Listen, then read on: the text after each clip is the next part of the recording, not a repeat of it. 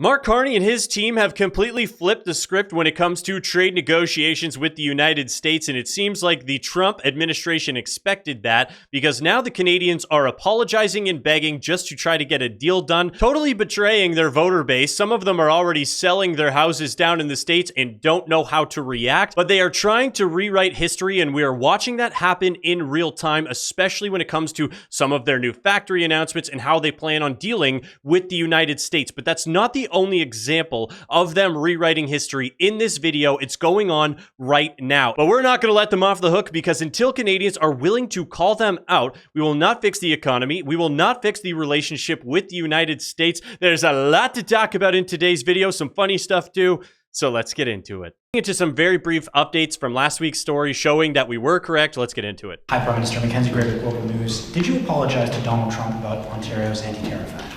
Did you apologize to Donald Trump about Ontario's anti-tariff ad? Remember, people were freaking out. All of the elbows up crowd. I had people in my comments saying, that's fake news. He'd never apologize. Not Mark Carney. He's standing up to Trump. You need to, get called out for lying and blah, blah, blah. Well, this is the quick update that we're just going to play this clip. I did apologize to the president. The president was offended by the act, or by the ad rather, and it's not something I would have done, which is to put in place that advertisement, and so I apologize to him. I'm the one who is responsible in my role as Prime Minister for the relationship with the President of the United States, and the federal government is responsible for the foreign relationship with the U.S. government. He just said two very important things there, one of which is he's responsible for the relationship with the United States. Yes, he did apologize because it's his responsibility to manage those negotiations, to make sure those deals move forward. And this actually means a lot for a few of the things we're going to talk about, because he is responsible. Remember, accountability. It's funny because right after Mark Carney apologized, we have this clip from Doug, the liberal slug who stinks like a pug, jump forward himself, who said he will never apologize. This clip is very funny. As I always say. But do you think he should have apologized? Or are you upset that he apologized? Well, that's up to the Prime Minister. I'll tell you what I would do. I'd never apologize to Donald Trump. Donald Trump's trying to destroy our province, destroy our country, steal manufacturing jobs and auto sector jobs, steel jobs, aluminum jobs. The list keeps going on. I'll never apologize to President Trump. He will never apologize. They're trying to steal our jobs. Not just our jobs. They're trying to steal our World Series. If you guys don't know, the Jays did lose over the weekend, and Ted Cruz put out this funny tweet. This was in reaction to the Jays losing. He said, does this mean Canada becomes a state? And that was all in good fun, because guess who made it political?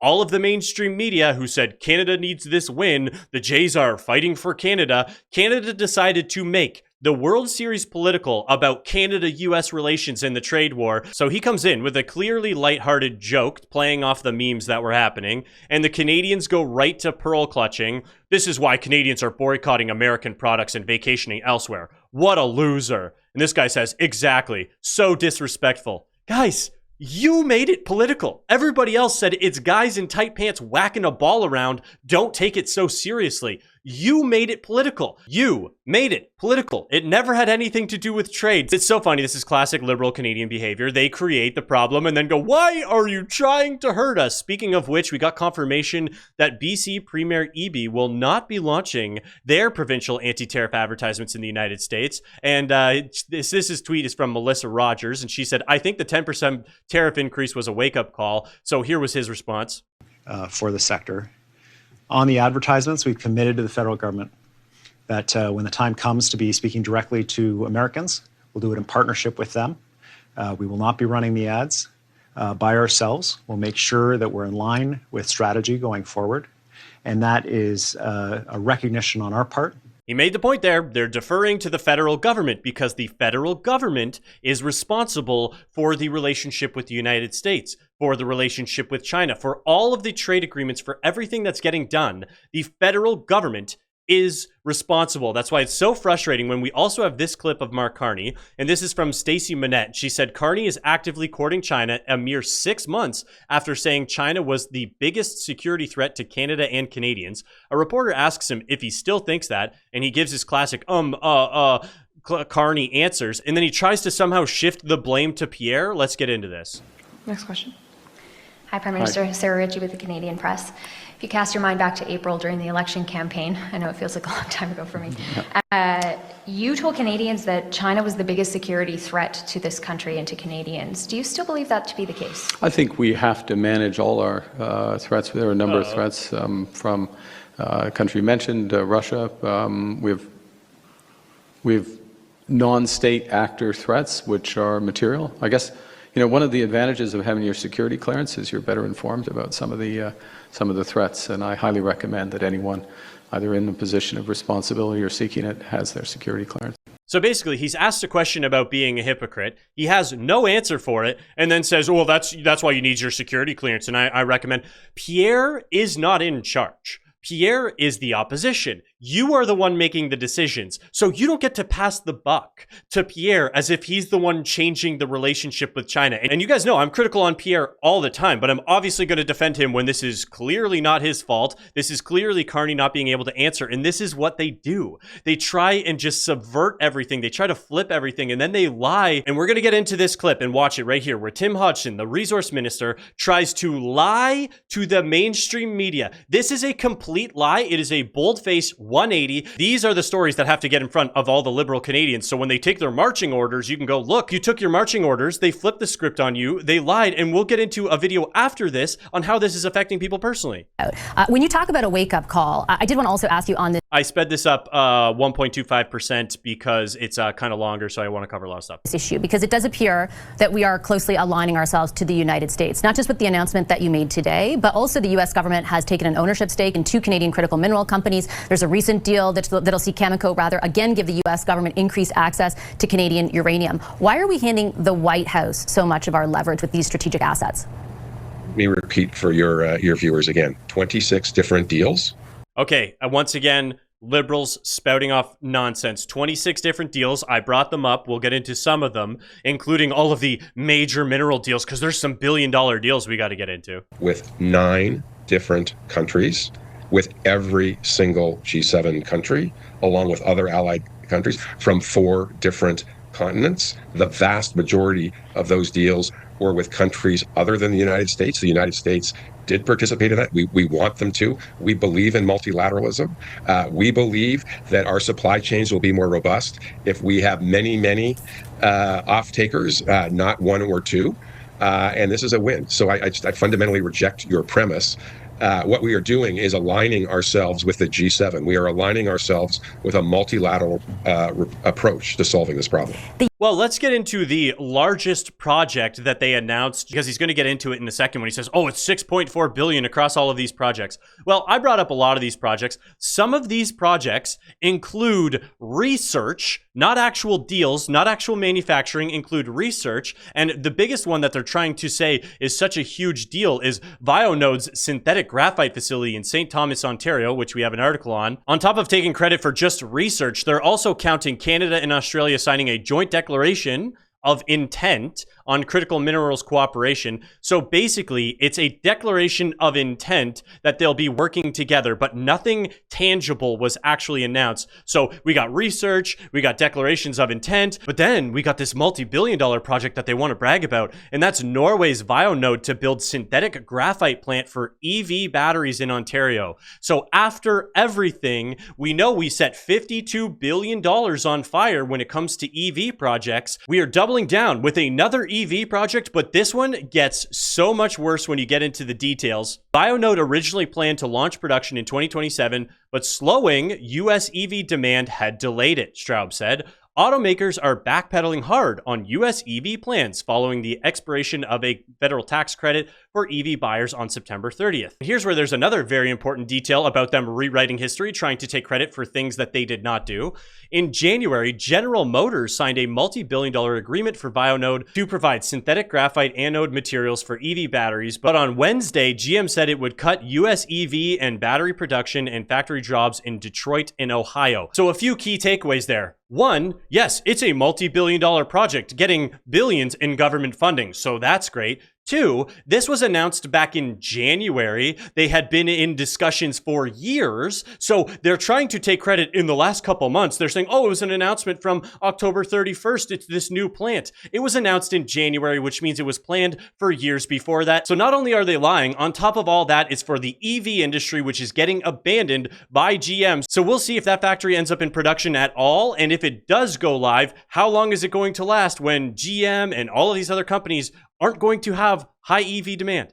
The U.S., though, has been spearheading for a long time, trying to prompt actions from allies, traditional allies, I should say, to counter China's dominance in the critical mineral space. I combine the announcement today, and I take your point that it is a multilateral effort, with three other announcements, which give the U.S. government specifically increased access to strategic assets in this country. While at the same time, the White House is throwing down tariffs, the ambassador is lambasting us, the president is referencing us as the 51st state. How do you reconcile that for Canadians? Why are we handing that leverage over, Minister?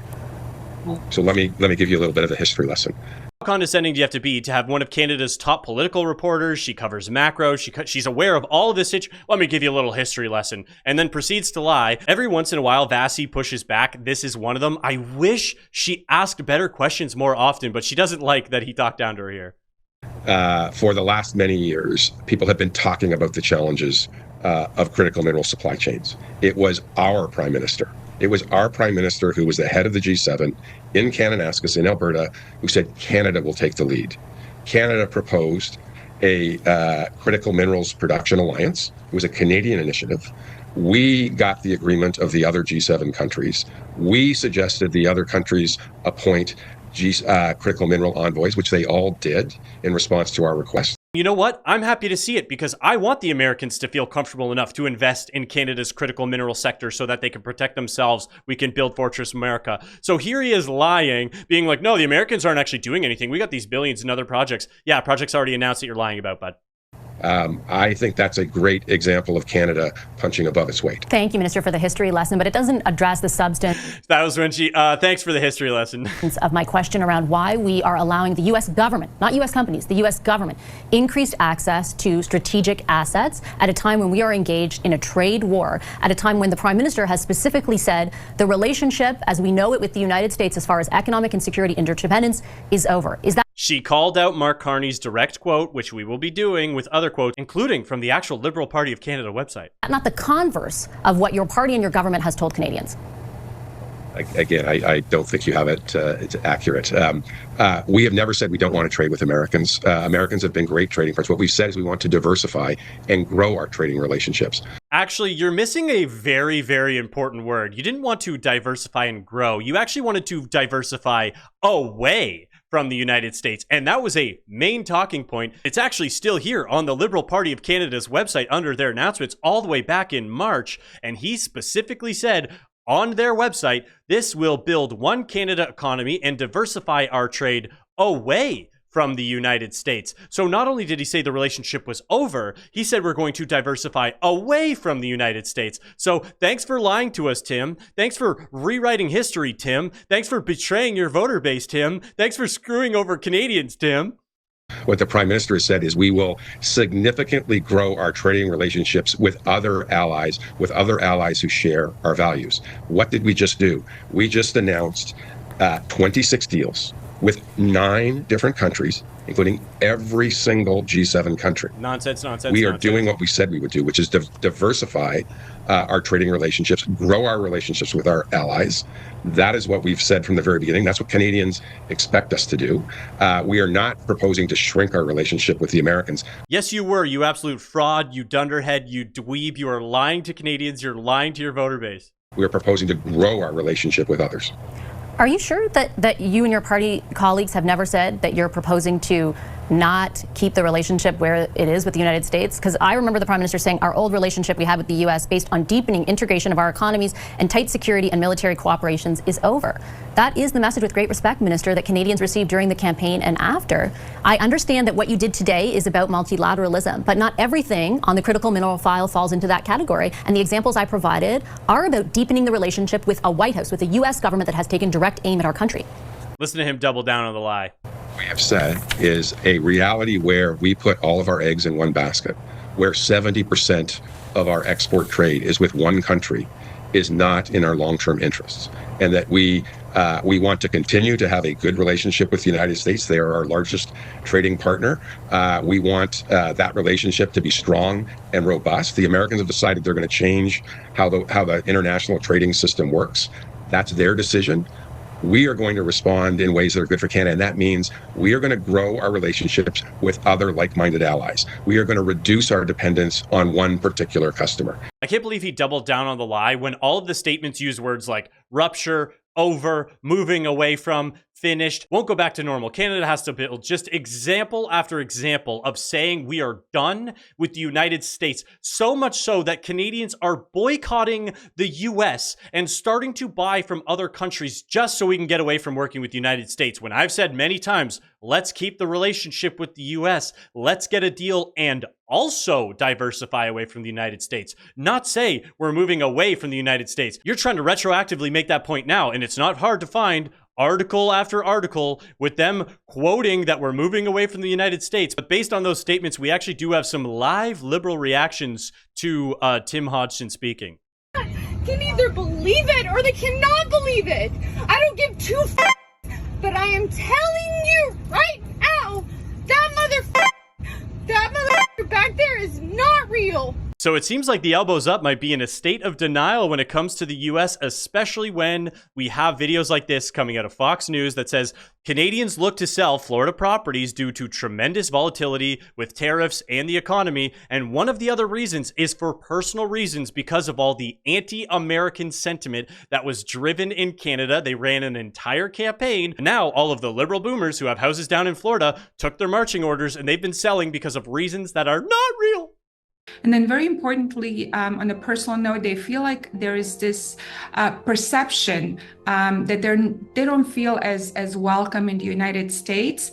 I always reassure them that is absolutely not the case. Once again, a perfect example of the liberal Canadians creating the problem and then saying the problem is trying to hurt them. We have anti-American sentiment in Canada. A full campaign is ran against the United States. Canadians go, look, we're just not welcome in the United States. All the Americans are like, well, we don't care. If you want to just come hang out, you can hang out. No, we can tell you're trying to hurt us. You hate us. The energy is totally off. Okay, Canadians, speaking of bad real estate problems and again, rewriting history, for those who don't know, there was a court ruling in British Columbia that basically said there was some natives who fished on a lake 150 years ago, so you got to give all the land back. The people there were assured this would not affect their home, this would not affect ownership, this would not affect all of that, including people in my comments, because the Northern Perspective put out a video saying, don't spread fake news. Well, here we are seeing the impacts. I said it was slippery slope and the impacts are so much worse. People are not able to get mortgages, might not be able to sell. There's a lot of stuff. On Number 6 Road in South Richmond, a loan for sale sign in front of one of the properties that's part of the Cowichan Nation land claim. It begs the question, if they got a buyer, would the deal proceed as usual?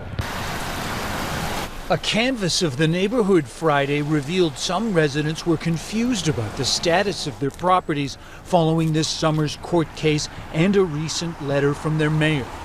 88-year-old Paul Wojtowicz told us he didn't know if he could now sell his house without the First Nations approval. I would have no idea if it's legitimate, if I can do it on my own or not.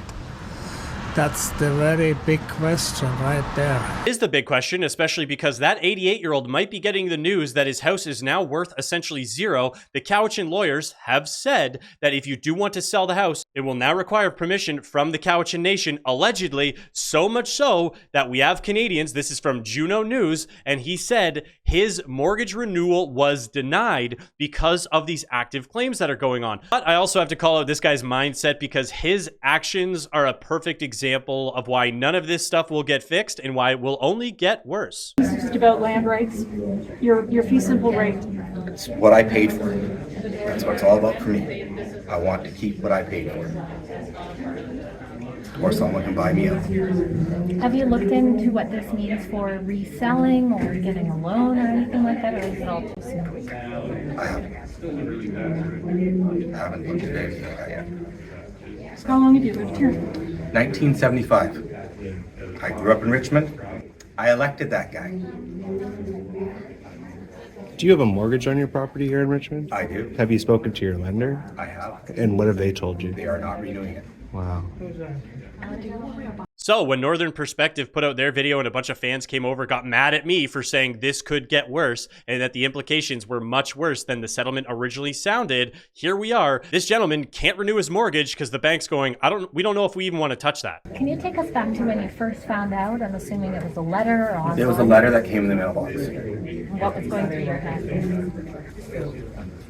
Just mixed emotions. I've been paying for the city for no reason. So keep in mind, we just set this up. The bank is not going to renew his mortgage. When he found out through a letter. Now he's asked about truth and reconciliation, and let's see his answer. This is about reconciliation. What does that mean to you? No comment on that. I don't want to get started on that. The guy's losing his house. He found out through a letter. All she asks is, what are your thoughts on people saying this is about reconciliation? And he goes, no comment on that. I don't want to get into that. Bro, you're losing your house. Have a backbone. Have a spine. And this is just what Canadians are like. It's such a taboo topic that you can't talk about truth and reconciliation while you're losing your house. I think while you're losing your house, you're allowed to have an opinion on reconciliation. And this is why Canada continues to move backwards. And this is the attitude that Canadians have that is allowing the country to be railroaded. We are allowing history to be rewritten because we all know they've run with a lot of lies around this topic, but it's gotten so bad that it's the same all across Canada.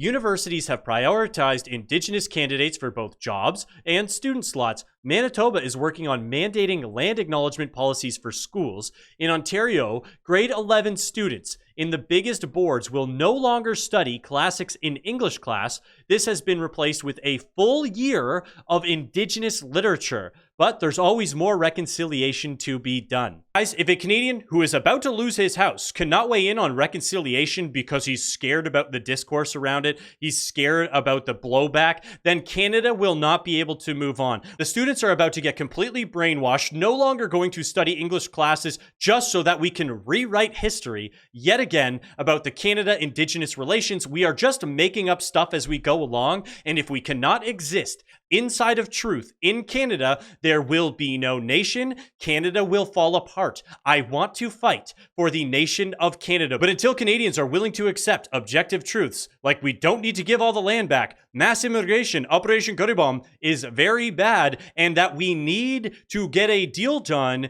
with the United States, our actual best friend, the largest land border in the world, who we should be building Fortress America with. Canada is going to fall apart. There's the age-old saying, you got to stand for something or you will fall for everything, and we are watching that happen in real time. Guys, please start calling out the truth. We can do it. But if you made it this far in the video, you absolutely rock. Don't forget to like and subscribe. We're trying to get these videos out in front of more people. We are trying to grow the channel. If you want to support the channel, you can do it through the link down below. You can also do it directly through YouTube. Thank you, and have a great rest of your day.